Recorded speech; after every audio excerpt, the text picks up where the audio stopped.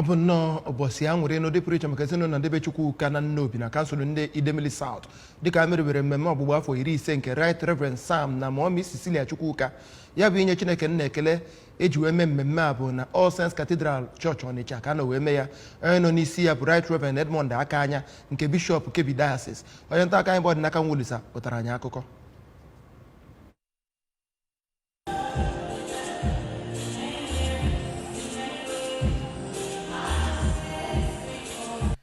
Reverend Chukuka bụ onye bishọp nke lagoro ezumike nka mbụ nke isukwu atọ ụmụnne otu diocese bụ nke ndị enyi ndị ikwu na ibe ụmụ na ụmụ tinyekwara ndị ihe na-amasị gbara ya okirikiri iso wee keta oke na ya bụ ọnwụ nke mmemme. N'okwuchukwu ya ka bishọp gbara ndị nke Kraịst ka ha gaa n'iru na-anya isi n'ime Chineke ma gbakwa ohu maka nyocha nke mkpụrụ obi. Ọ kọwara di na nwunye mere mmemme a dị ka ndị agha nke Chineke bụ ndị zọpụgoro ezi nzọụkwụ na ya bụ oku akpọrọ ha ịkọta Chineke mmadụ ma kwupụtakwa na oge ịtụrụ Chineke mma na-abụ oge mmadụ nwere iji wee laghachi azụ ma lee ịdịmma Chineke n'ime ndụ ya. Na ajụjụ ọnụ ABS gbara ndị mere mmemme a ka ha kwupụtara ịdịmma Chineke n'ime ndụ ha tụmadụ na alụmdi na nwunye ha. Ha jikwa ohere a wee kelee Chineke maka ime ka ha rute n'ogogo dị otu a na ahụike. Ana m ekele Chineke maka na ọya bụ mmalite bụrụ ọgwụgwụ. Ọya bụ everything. We are filled with joy.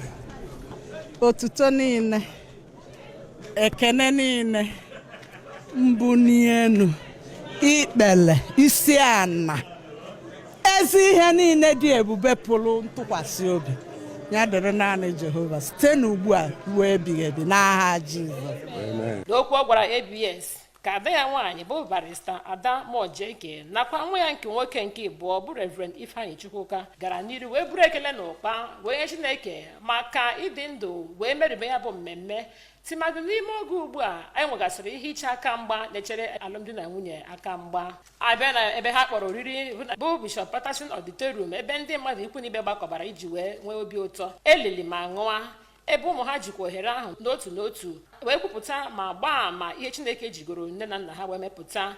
Ha jikwa ohere a wee kelee Chineke maka ịdị ndụ wee nọrọ ogogo dị otu a. Ọtụtụ ozi ekene ekpele ma bunyekwara ọfụ ogologo ndụ ka ndị mmadụ gọrọ ha mgbe ọ na-ekele di na nwunye ya mere ya bụ mmemme ka onye isi oche na ya bụ mmemme ma bụrụkwa onye a mara nke ọma bụ Sir G.U. Okeke kwupụtara na inwe ntụkwasị obi ntachi obi nakwa amamihe bụ ezi akụrụngwa nke a mara nke ọma maka ịlụ di na nwunye tọrọ atọ. Na mgbakwunye nke ya ka onye ji bụ ọkwa na mbụ dịka onye isi oche nke Post Primary School Service Commission bụ Lady Joy Olasi gara n'iru wee gọọrụ di na nwunye ọfụ ogologo ndụ. Ihe pụtara ihe bụ abụ nke sitere n'aka ụmụ ha na ụmụ ha nakwa abụ olu ọma nke sitere n'ọlụ ndị Cathedral Choir gụnyekwere igbubi achịcha nke eji merube ya bụ mmemme.